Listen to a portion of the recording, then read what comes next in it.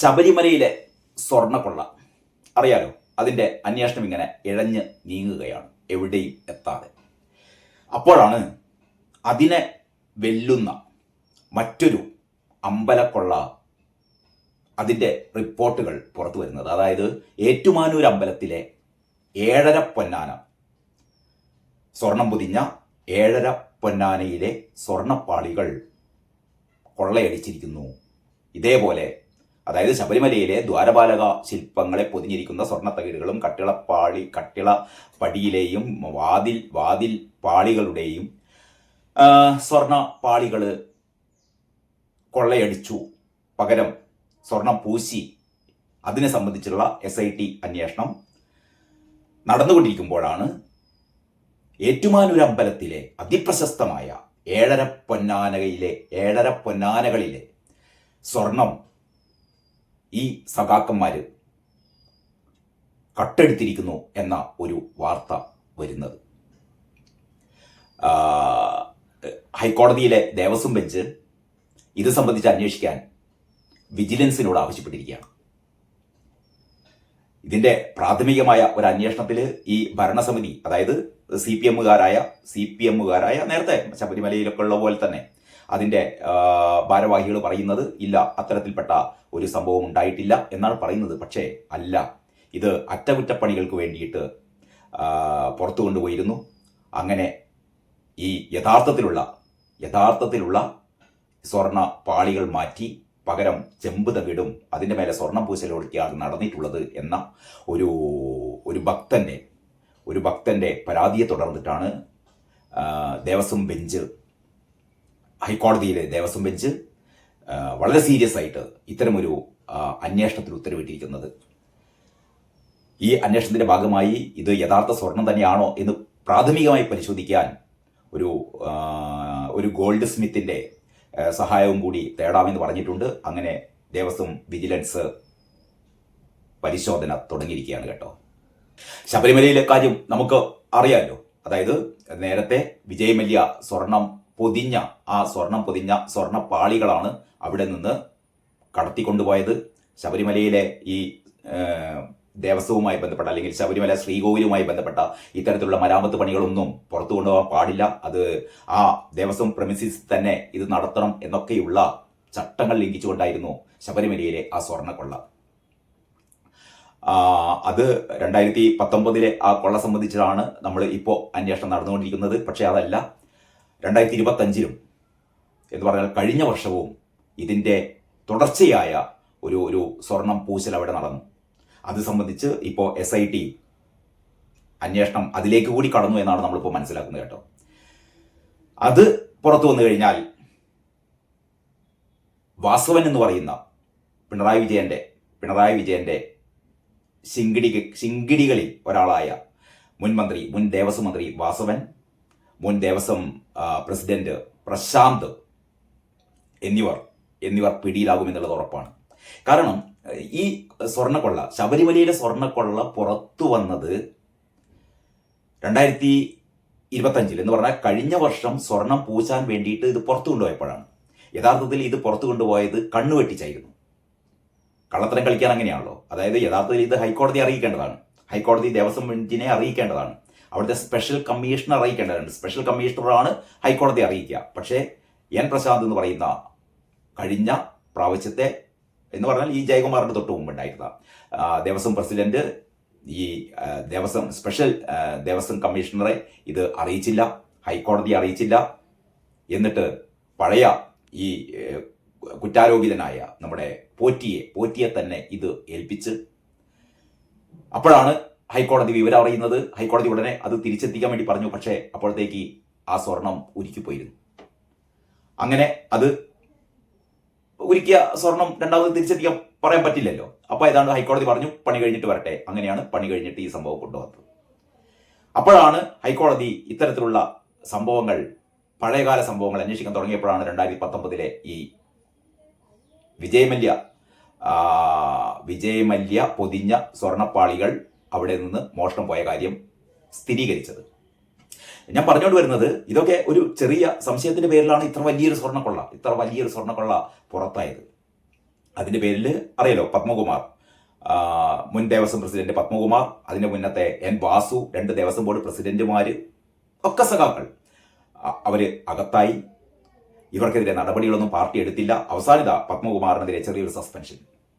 ഇതിനുശേഷം തെരഞ്ഞെടുപ്പിൽ തോറ്റു തുന്നം പാടിയപ്പോൾ, ശബരിമല സ്വർണ്ണക്കൊള്ളയാണ് തോൽവിക്കുള്ള ഒരു കാരണമെന്ന് വ്യക്തമായപ്പോൾ, മറ്റൊരു നിവൃത്തിയുമില്ലാതെ ഈ പത്മകുമാറിനെതിരെ എന്തോ വലിയ ഒരു നടപടി വരുമെന്നൊക്കെ പ്രതീക്ഷിച്ചിരുന്നു. പക്ഷേ പത്മകുമാറിനെ അങ്ങനെ വലിയ രീതിയിൽ ഉപദ്രവിക്കാൻ CPM പേടിച്ചു. കാരണം പത്മകുമാർ നേരത്തെ തന്നെ പറഞ്ഞിരുന്നു, ദൈവതുല്യരായി നമ്മൾ കരുതുന്ന ചിലരൊക്കെ ഇതിൻ്റെ പിന്നിലുണ്ട്. ദൈവതുല്യരായി നമ്മൾ കരുതുന്ന ചിലർ. പത്മകുമാർ ദൈവതുല്യനായി കരുതിയത് തന്ത്രിയെ അല്ല എന്ന് നമുക്കറിയാം. പത്മകുമാറിൻ്റെ ദൈവതുല്യൻ ഈ സംസ്ഥാനത്തിൻ്റെ ഭരണം കൈയാളിയിരുന്ന ഒരു പ്രമുഖൻ തന്നെ ആവണം എന്നാണ് പലരും പറയുന്നത്. എന്തായാലും അങ്ങോട്ടേക്കൊന്നും അന്വേഷണം പോയിട്ടില്ല. കാരണം ഇടക്കാലത്ത് ഈ SIT സ്പെഷ്യൽ ഇൻവെസ്റ്റിഗേഷൻ ടീമിനെ പിണറായി വിജയൻ തൻ്റെ കൈപ്പിടിയിൽ ഒതുക്കിയിരുന്നു. അതായത് കടകംപള്ളി സുരേന്ദ്രനെ, മുൻ ദേവസ്വം മന്ത്രിയായിരുന്ന കടകംപള്ളി സുരേന്ദ്രനെ അറസ്റ്റ് ചെയ്യേണ്ട ഒരു ഘട്ടം വന്നപ്പോൾ, അല്ലെങ്കിൽ കടകംപള്ളി സുരേന്ദ്രനെ ചോദ്യം ചെയ്യേണ്ട ഒരവസ്ഥ വന്നപ്പോൾ അവിടെ പിണറായി വിജയൻ ചവിട്ടി പിടിക്കുകയായിരുന്നു. കാരണം SIT എന്ന് പറയുന്നത് പിണറായി വിജയൻ്റെ പോലീസായിരുന്നു. SIT രൂപീകരിച്ചത് ഹൈക്കോടതി ആയിരുന്നുവെങ്കിലും ഈ SIT എന്ന് പറയുന്നത് പിണറായി വിജയൻ്റെ ആഭ്യന്തര വകുപ്പിന് കീഴിലുള്ള പോലീസുകാരായിരുന്നു. അതുകൊണ്ട് തന്നെ പിണറായി വിജയൻ ഇടപെട്ടു, ഈ കേസന്വേഷണം സ്തംഭിപ്പിച്ചു. ഇപ്പോൾ എനിക്ക് തോന്നുന്നു കേസന്വേഷണം വീണ്ടും ഉണരുകയാണ്. കാരണം പിണറായി വിജയൻ്റെ കൈപ്പിടിയിൽ നിന്ന് പോയല്ലോ. അതിൻ്റെ പശ്ചാത്തലത്തിലാണ് ഇപ്പോൾ പ്രശാന്തിനെ രണ്ടാമത് ചോദ്യം ചെയ്യാൻ വേണ്ടി വിളിപ്പിച്ചിരിക്കുന്നത്. പ്രശാന്ത് സത്യങ്ങൾ തുറന്നു പറഞ്ഞാൽ കാരണം വാസവൻ ഇതിൽ കുടുങ്ങും, വാസവനും പ്രശാന്തും കുടുങ്ങും. കാരണം ഇതൊരിക്കലും സ്വർണം പൂശാൻ വേണ്ടി പുറത്തേക്ക് കൊണ്ടുപോകാൻ പാടില്ല. അങ്ങനെ കൊണ്ടുപോകണമെങ്കിൽ അത് ഹൈക്കോടതിയുടെ മുൻകൂർ അനുവാദം വേണം. ഇത് വാങ്ങാതെ അവരിത് കൊണ്ടുപോയി എന്ന് പറഞ്ഞാൽ ഇതിൻ്റെ പിന്നിൽ നല്ല കള്ളക്കളി നടന്നിട്ടുണ്ടെന്ന് പറഞ്ഞാൽ 2019 2025 സ്വർണ്ണക്കൊള്ളകൾ മാത്രമല്ല, 2019 സ്വർണം പൂശിയപ്പോൾ, അതായത് ഈ സ്വർണ്ണ തകിടുകളൊക്കെ കൊള്ളയടിച്ച ശേഷം സ്വർണം പൂശിയപ്പോൾ അന്ന് സ്മാർട്ട് ക്രിയേഷൻസ്, ചെന്നൈയിലെ സ്മാർട്ട് ക്രിയേഷൻസിലാണ് ഇത് സ്വർണം പൂശിയത്. അവർ 40 വർഷത്തെ ഗ്യാരണ്ടിയാണ് കൊടുത്തത്. 40 വർഷത്തെ ഗ്യാരണ്ടി. പക്ഷേ ആ 40 വർഷത്തെ ഗ്യാരണ്ടിക്ക് പകരം ഈ 5 വർഷം കഴിയുമ്പോഴത്തേക്ക്, 5 വർഷമല്ല 3 വർഷം കഴിയുമ്പോഴത്തേക്ക് തന്നെ ഇത് പുറത്തു കൊണ്ടുപോയി വീണ്ടും സ്വർണം പൂശാൻ പ്രശാന്തും വാസവനും ശ്രമിച്ചിരുന്നു. അതിൻ്റെ രേഖകളൊക്കെ പുറത്തു വന്നിട്ടുണ്ട്. എന്ന് പറഞ്ഞാൽ 40 വർഷം ഗ്യാരണ്ടിയുള്ള ഒരു വർക്ക് ഒരു 3-4 വർഷം കഴിയുമ്പോഴത്തേക്ക് അത് വീണ്ടും അതിന് കേടുപാടുകൾ വരിക എന്നൊക്കെ പറഞ്ഞാൽ അതിൻ്റെ പിന്നിൽ വൻ ഗൂഢാലോചനയുണ്ട് എന്നുള്ളത് ഉറപ്പാണ്. ഇവർ പറഞ്ഞിരുന്നത് ആ സ്വർണ്ണപ്പാളികളിലേക്ക് ഭക്തർ നാണയങ്ങൾ എറിയുമ്പോൾ ആ നാണയങ്ങളൊക്കെ കൊണ്ടിട്ട് അതിന് കേടുപാടുകൾ പറ്റിയെന്നൊക്കെയായിരുന്നു.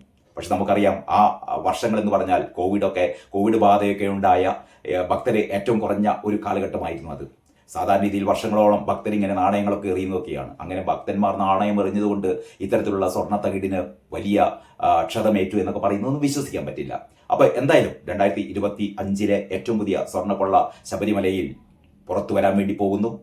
അപ്പോഴാണ് ഈ ഏറ്റുമാനൂർ അമ്പലത്തിലെ അതിപ്രശസ്തമായ 7.5 പൊന്നാനയിൽ നിന്ന് സ്വർണം കവർന്നിരിക്കുന്നു എന്ന ഞെട്ടിപ്പിക്കുന്ന വാർത്ത വന്നത്.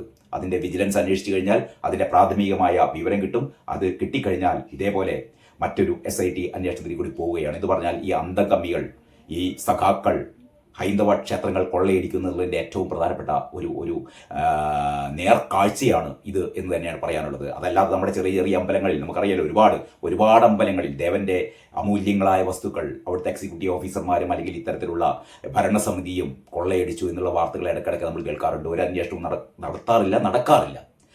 അങ്ങനെ അതുമല്ല, ഈ ഹൈന്ദവ വിഭാഗത്തെ എത്രമാത്രം അപഹാസ്യരായാണ്, എത്രമാത്രം അവരെ അവഗണിക്കുകയാണ്, അല്ലെങ്കിൽ എത്രമാത്രം പുച്ഛത്തോടെയാണ് അവരെ ഇടതുപക്ഷ സർക്കാർ കണ്ടിരുന്നത് എന്നുള്ളതിൻ്റെ നിരവധിയായ ഉദാഹരണങ്ങൾ നമുക്ക് മുമ്പിലുണ്ട്.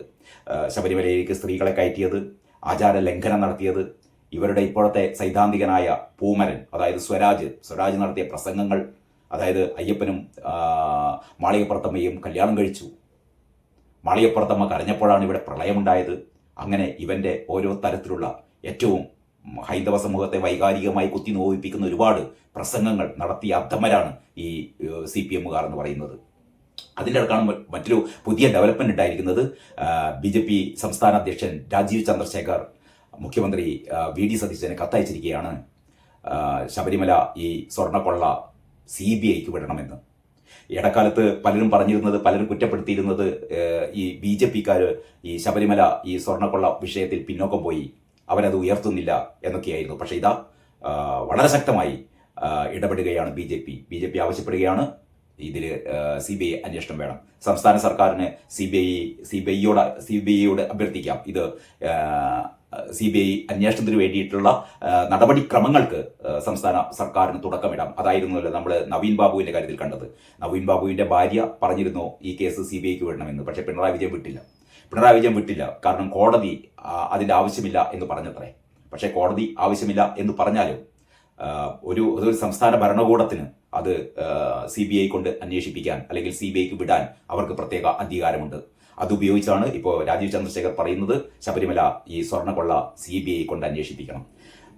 ആ കത്ത് VD സതീശന് പോയിട്ടുണ്ട്. കത്ത് കിട്ടിക്കഴിഞ്ഞാൽ സതീശന് അതിൽ നിന്ന് പിന്മാറാൻ കഴിയുമെന്ന് എനിക്ക് തോന്നുന്നില്ല. കാരണം ഈ ശബരിമലയിലെ ക്രമക്കേടുകളുമായി ബന്ധപ്പെട്ട് കോൺഗ്രസിനെ കൂടി പ്രതിക്കൂട്ടിലാക്കാൻ കഴിഞ്ഞ ഈ LDF സർക്കാർ ശ്രമിച്ചിരുന്നു. പക്ഷേ പ്രാഥമികമായ വിജിലൻസ് അന്വേഷണത്തിലൊക്കെ സ്വർണ്ണം പൂച്ചിയതുമായി ബന്ധപ്പെട്ടിട്ട് ഒരുപാട് ക്രമക്കേടുകൾ നടന്നിരുന്നു എന്നൊക്കെയായിരുന്നു LDF സർക്കാരിന്റെ പരാതി. പക്ഷെ അതൊക്കെ ഈ ദേവസ്വത്തിന്റെ വിജിലൻസ് തന്നെ അന്വേഷിച്ചപ്പോൾ അതിലൊന്നും ഒരു കഴമ്പുമില്ല എന്നൊക്കെ കണ്ടെത്തുകയും ചെയ്തിരുന്നു. അപ്പം VD സതീശനെ സംബന്ധിച്ചിടത്തോളം അങ്ങനെ ഈ ഒരു അന്വേഷണത്തിൽ നിന്ന് മാറി നിൽക്കാൻ ഏതായാലും സതീശൻ തയ്യാറാവുമെന്ന് തോന്നുന്നില്ല. പ്രത്യേകിച്ചും രാജീവ് ചന്ദ്രശേഖറും VD സതീശനും തമ്മിലുള്ള ഒരു സൗഹൃദം അത് നമുക്കറിയാലോ. കാരണം VD സതീശനെ കാണാൻ വേണ്ടിയിട്ട്, അധികാരമേറ്റ ശേഷം കാണാൻ വേണ്ടിയിട്ട് രാജീവ് ചന്ദ്രശേഖർ ചെന്നിരുന്നു. അദ്ദേഹത്തിൻ്റെ എല്ലാ സഹകരണവും അദ്ദേഹം ഉറപ്പാക്കുകയൊക്കെ ചെയ്തിരുന്നു. ഏതായാലും ശബരിമല സ്വർണ്ണക്കൊള്ള അതിൻ്റെ അന്വേഷണം പുതിയൊരു ദിശയിലേക്ക് നീങ്ങുകയാണ് എന്ന് തന്നെ വേണം പറയാൻ. എന്ന് പറഞ്ഞാൽ CBI വന്നു കഴിഞ്ഞാൽ തീർച്ചയായും ഇതിൽ കൂടുതൽ ഗൂഢാലോചനയിലേക്ക് എങ്ങനെയാണ്, അല്ലെങ്കിൽ ആരുടെ നിർദ്ദേശപ്രകാരം, ഇതുവരെ അത് ഇപ്പോഴും മനസ്സിലാക്കിയിട്ടില്ല, ആരുടെ നിർദ്ദേശപ്രകാരമാണ് ശബരിമലയിലെ സ്വർണം കൊള്ളയടിച്ചത്. ഇതിന് പിന്നിൽ ഈ പറയുന്ന മുരാരി ബാബു അതിനിടയ്ക്ക് മരിച്ചുപോയി കേട്ടോ. മുരാരി ബാബുവും ഈ പറയുന്ന N വാസുവും ഈ പത്മകുമാറും മാത്രം അറിഞ്ഞിട്ടാണോ? അതല്ല, അതിൻ്റെ മുകളിൽ ആരാണ് ദൈവതുല്യൻ എന്നുള്ളത് ആരന്വേഷിച്ച് കണ്ടെത്തും? CBI അന്വേഷിച്ച് കണ്ടെത്തുക തന്നെ ചെയ്യും കേട്ടോ. എന്ന് പറഞ്ഞാൽ കാരണഭൂതത്തെ സംബന്ധിച്ചിടത്തോളം കുരുക്കുകൾ മുറുകുകയാണ്. മാത്രമല്ല രാജീവ് ചന്ദ്രശേഖർ ആവശ്യപ്പെട്ടിരിക്കുന്ന മറ്റൊരു കാര്യം, ശബരിമല സ്ത്രീ പ്രവേശനവുമായി ബന്ധപ്പെട്ട് ഇവിടെ നടത്തിയ അറസ്റ്റ്, നിരവധി ആയിരക്കണക്കിന് ആൾക്കാരെയാണ് അന്ന് അറസ്റ്റ് ചെയ്തത്. അവരുടെ പേരിലുള്ള കേസുകളൊക്കെ ഇപ്പോൾ തുടരുകയാണ്. അത്തരത്തിലുള്ള കേസുകളൊക്കെ പിൻവലിക്കണമെന്ന് കൂടി രാജീവ് ചന്ദ്രശേഖർ ഈ കത്തിൽ VD സതീശനോട് ആവശ്യപ്പെട്ടിട്ടുണ്ട്. ചുരുക്കി പറഞ്ഞാൽ CPM-ന്റെ ഇത്തരത്തിലുള്ള ഈ കള്ളക്കൂട്ടങ്ങൾക്കെതിരെ നടപടികൾ ഒന്നൊന്നായി വരികയാണ്. അതിൽ ഏറ്റവും പ്രധാനപ്പെട്ട കാര്യമാണ് ഞാൻ ആദ്യം പറഞ്ഞത്, ഈ 7.5 പൊന്നാനയിലെ സ്വർണം കവർന്നെടുത്തു എന്ന് പറയുന്ന ഞെട്ടിപ്പിക്കുന്ന ആ ഒരു സംഭവം. ഏതാനും ദിവസങ്ങൾക്കകം തന്നെ ഈ പ്രാഥമികമായ അന്വേഷണ റിപ്പോർട്ട് പുറത്തു വരുമെന്ന് നമുക്ക് പ്രതീക്ഷിക്കാം. അത്തരത്തിൽപ്പെട്ട ഒരു കൊള്ള നടന്നിട്ടുണ്ടെങ്കിൽ കേരളത്തിലെ ഏതേതൊക്കെ അമ്പലങ്ങളിൽ, ഏതേതൊക്കെ മഹാക്ഷേത്രങ്ങളിൽ ഇതുപോലെ വൻ കൊള്ളകൾ ഈ പറയുന്ന CPM തിരുട്ട് സംഘം നടത്തി എന്നുള്ളത് ഏറ്റവും വലിയ ഒരു എന്താ പറയുക, നമ്മളെല്ലാവരെയും ഭീതിപ്പെടുത്തുന്ന ഒരു കാര്യമായിട്ടാണ് നമ്മുടെ മുന്നിൽ നിൽക്കുന്നത്. ഏതായാലും അന്വേഷണം നടക്കട്ടെ, കൂടുതൽ കാര്യങ്ങൾ പുറത്തു വരട്ടെ. നമുക്ക് പ്രതീക്ഷിക്കാം, കാത്തിരിക്കാം. അതുവരെ എല്ലാവർക്കും നന്ദി, നമസ്കാരം.